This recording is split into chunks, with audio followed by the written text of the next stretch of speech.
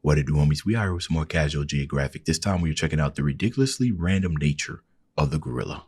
Let's go ahead, shut up, and turn it up. Oh my god. The greatest trick Hollywood ever pulled was convincing the world that gorillas were something to be scared of. Whole time it's an ADHD uber ape built like a practical joke. The gorillini is the opposite of a sleeper build. They look like a flash pass to being full-time horizontal, when really gorillas are unintentionally the most unserious animals on the planet. Almost every character trait that made them feared back in the day actually makes them adorably ridiculous when you have context. Like you've seen this picture, a gorilla beating it actually makes them adorably ridiculous. You know, you see gorillas doing this and everything, but there are times where I'm being like really silly with my kids, and my son or my daughter would do that exact same thing. Kind of just put it like, "Dad, come on now. Hey, I know you out here trying to entertain me and everything, but that's too much. Let's bring it down to like a level 4 or something like that. Something comparable. Come on now." Ridiculous when you have context. Like you've seen this picture, a gorilla beating its chest and maybe you next has to be one of the most intimidating sights in nature. The sound though. That was not edited. Whole time this display sounds like an assault on bubble wrap. King Kong had you misunderstood. Only in a movie would you see this and hear the god of thunder. It's more like someone weaponizing bubble tea in a straw. Put on a blindfold and it's not threatening anybody but Bubble Buddy, because it sounds like his family flatlined by firing squad. It's fitting. It was widely believed that the peg pounding was considered an act of war, but newer research says that it might help gorillas avoid conflict altogether. In a study done by Edward Wright of the Max Planck Institute for Evolutionary Anthropology in Germany, it was found that the biggest, most brolic mountain gorillas actually produce the sounds with the lowest frequency. Something about larger air sacs near the larynx, but it's considered an honest signal of competitive ability, and between two prime apes, the one with the higher frequency flesh tap might just tap out of a fight before it happens. So the chest beating actually allows smaller gorillas to avoid a fight they'd almost certainly lose, and lets gorillas choose the best option, since bigger males tend to be the first choice for intercourse. That's gonna be painfully ironic in a minute, but we'll get to that bridge. The other thing that apparently terrified early explorers into introverts was their jaw work. Gorillas have top 5 most inappropriate dental work for their profession, right up there with camels and the gelada monkey. It's almost divine intervention that a lawnmower was— You know, it's actually kind of crazy. I think that is the first time that I have seen a camel's mouth open. Yeah, I had no idea their teeth were that sharp. Yeah, you just like you showed me a picture with zero context, and I wouldn't be able to tell you what kind. My first guess would have been like a hyena or something like that, right? Because it's kind of blurry, but I would not have told you camel. Right up there with camels and the gelada monkey. It's almost divine intervention that a lawnmower with limbs has a stronger bite force than lions, hyenas, and even a grizzly bear. And if you watch gorilla ASMR, you can literally see the muscle attached to the sagittal crest. That crest is why the gorilla has a built-in mohawk. Lucky for literally everybody, gorillas only use those vice grip jaws to crush about 40 pounds of food a day. And you'll never be more grateful for their grocery list until you watch one peel a tree like a banana. All that food would mean nothing if they didn't also have a host of gut bacteria to help break it all down. But because all that bacteria work also produces gas, gorillas are almost in a perpetual state of flatulence. A troop of IBS apes break more wind than a bloated beached whale, and it's so constant that researchers occasionally track traveling families through their southbound symphony. Scientists even used a gorilla-coded camera to gain insight into the secrets of southbound symphony.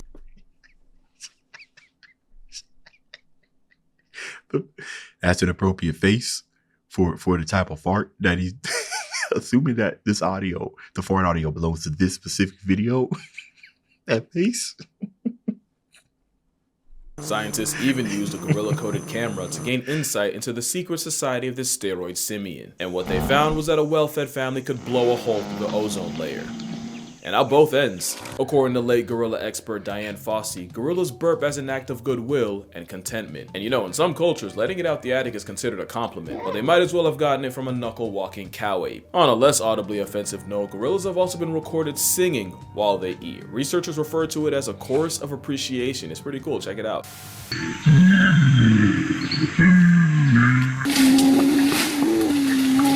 This is really cool.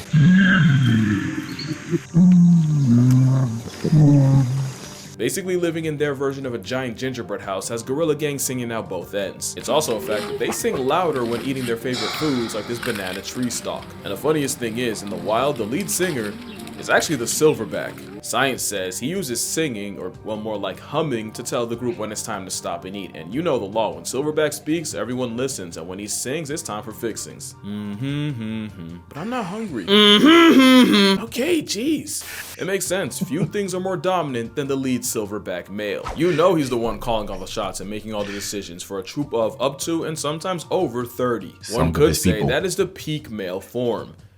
And you remember that painfully ironic thing I promised? Well, it's about that time, but before you judge me, I'm just gonna remind you that this is strictly educational.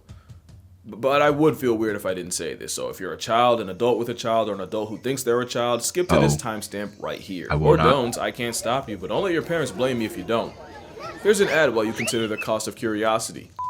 So, fun fact about a silverback, they're the largest apes in the world, can weigh in the neighborhood of 500 pounds, and when their privates stand at attention, they're about 3/4 short of 2 inches. They don't just have the smallest waist snake of any ape, it's widely believed gorillas have the smallest member of any mammal relative to body size.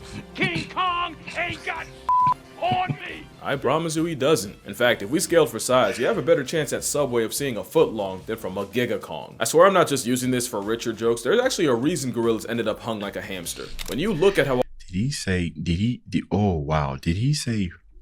Richard jokes, right? That was nice, right? Because what's a nickname for Richard?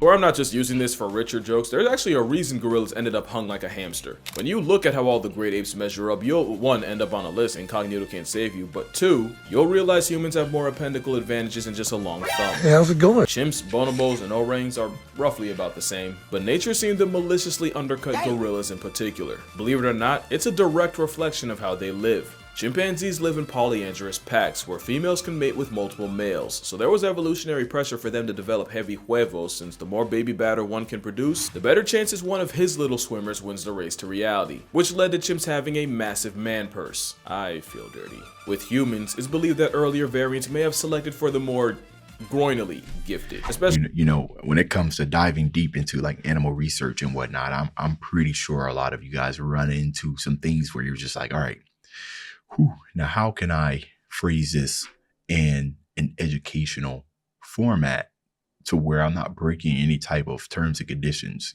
given the platform that you're uploading, right? Because you want to be as informal as possible. Sometimes you got to kind of dodge things, you know what I mean? So I think you do a pretty good job. Especially with humans being more bipedal, it'd probably be more of a factor. Eventually, that led to humans having more to flex under the waistband than just 9mm. But with gorillas, it's different. They often live in harems where all the females in a group practice their multiplication tables with the one silverback, which means they didn't have the selective pressure of dealing with other males like chimps, or even the pressure of females having a choice like humans. Also, another theory is that a larger Nixon might have helped shovel out rival nectar. Again, something a back of silver doesn't have to worry about. It actually ties back to the chest beating. Being an absolute unit was already so much of a flex that evolution didn't have to juice their stats in other ways. But unfortunately, it means gorillas are built like an anti-steroid ad. But also consider this, silverbacks are the embodiment of what podcast bros call an alpha male. If humans were truly meant to take cues from them, forget Snickers, we'd be packing a Skittle. And with that, I am going to power wash my search history. Power wash might not be enough, my guy. Also, silverbacks aren't the aggressive jocks that movies made them out to be. Turns out, they're a lot more involved in raising children than we thought. Research actually shows that if a gorilla were to lose its mother, as long as it still isn't living off her milk, they'd still have an equal shot at surviving. It's cause silverbacks don't give child support, they are the child support. It's even been proven that gorillas are more attracted to the sensitive, child-nurturing males, and not really the aggressive bully types. Which is probably why they put up with so much disrespect, and why the father instinct might not just apply to gorillas. You might remember in 1986, a child fell into a gorilla enclosure, crazy how often that happens, and 400-pound Yumbo went over and tried to comfort the unconscious boy. Even when the boy came to and understandably panicked, instead of wilding out at the sudden disturbance, Yumbo calmly guided the other gorillas to a corner of the enclosure while first responders rescued the boy. Ironically, this was during a time the majority thought gorillas were bloodthirsty savages patrolling the underbrush of Africa. That literally could not have been further from the truth. In fact, it led to one of the most infuriating arguments I keep letting myself get baited into. Anytime someone brings up gorilla versus grizzly, all I can think is it happens sometimes, especially when somebody says something and it's something that you are extremely passionate about. You know what I mean? It's just that fire that you gotta quench it and everything. So I don't blame you. I've definitely been in those type of situations, especially if we're talking about music. You know what I mean? So I'm just like, no, wait a minute, hold on now, and I won't let you go until we figure this out. I keep letting myself get baited into. Anytime someone brings up gorilla versus grizzly, all I can think is, you don't know gorillas, and you really don't know grizzlies. Forget bears, there's cases of leopards causing problems for a plus-size primate, with records finding past tense gorillas with puncture wounds around the head and neck. Now, leopard attacks on a full-grown male are rare. But if a 150-pound big cat is a genuine threat, a 10-foot, 900-pound revenant plot device would slaughter a roid monkey. And really, the more you think about it, the more disrespectful the question is. Y'all stay playing on a grizzly's body. Especially since the gorilla himself wouldn't even want that smoke. For all that bulk, they'd definitely rather run away than run a fade. Imagine thinking they can match up with a grizzly when gorillas can get humbled by a change in weather. And I just love that gorillas in captivity and in the wild have no problems playing in the water. But when it falls out the sky, it's suddenly unacceptable. Also, I don't know if you've seen that corgi that gave its owner a heart attack, until she realized the only victim was a jar of jam. Turns out gorillas might have done the same to early explorers. One could only imagine seeing the blood-soaked fangs of this behemoth up close, only to realize gorilla grills come from the tannins in their diet, and for reference, tannins are the same ingredient that makes coffee bitter. And I think that's just gorillas in a nutshell. They look like they could do an absolute number on the human population, but I could not find one verified case of a gorilla murking a person. Attempts may have been made, but if you watch this video, you know she basically begged for it. Plus, it's captivity. In the wild, you actively have to try to get gorilla gloves put on you. They genuinely give you every possible warning before they do.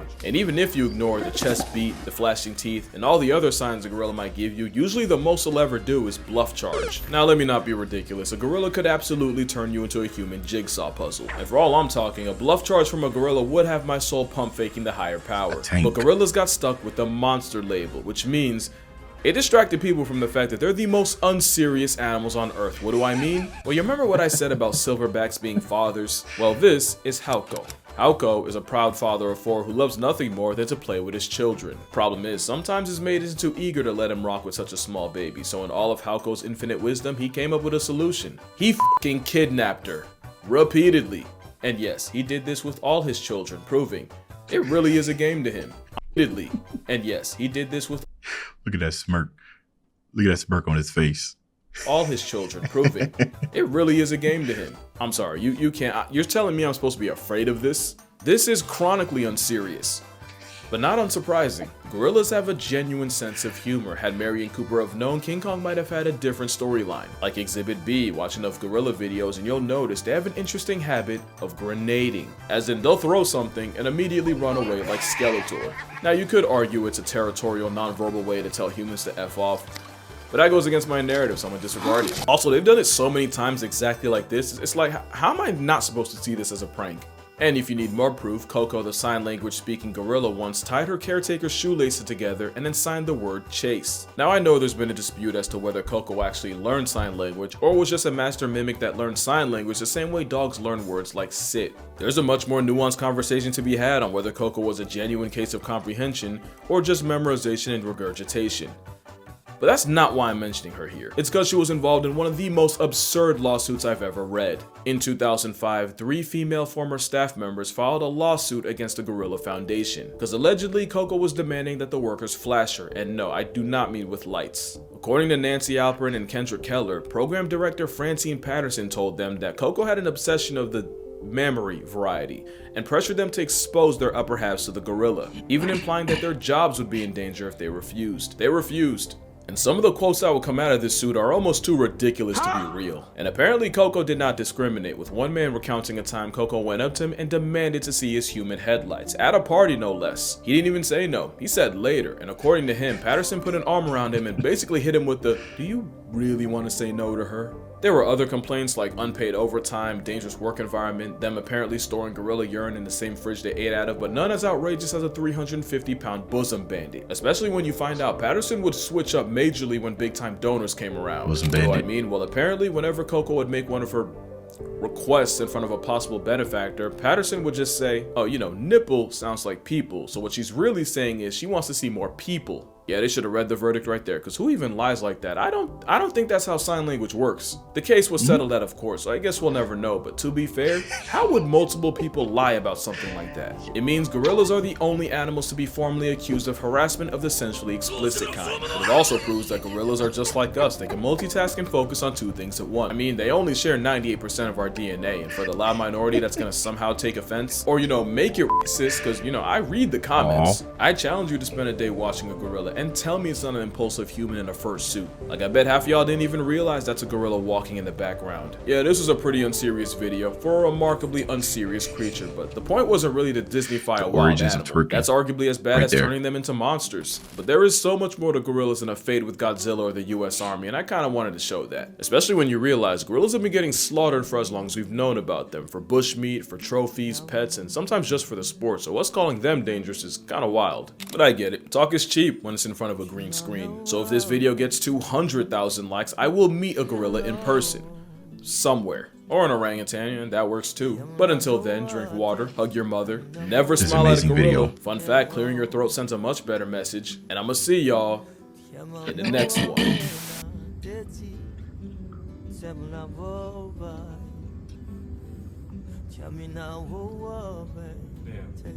Oh, that's a good shot.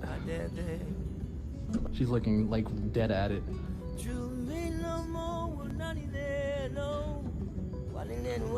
Just chilling. Same answer. I look pretty good in that mirror. That's absolutely adorable, man. I think when I was younger, I watched Dunstan Checked In. I watched that movie so much on VHS, man. That's probably one of my favorite movies. He had a couple of movies, but Dunstan Checked In was an amazing movie. But this is a great video. I didn't expect it to be this funny. Yeah, let me know any new information that y'all took down from this video down in the comments, all right? Dave's out.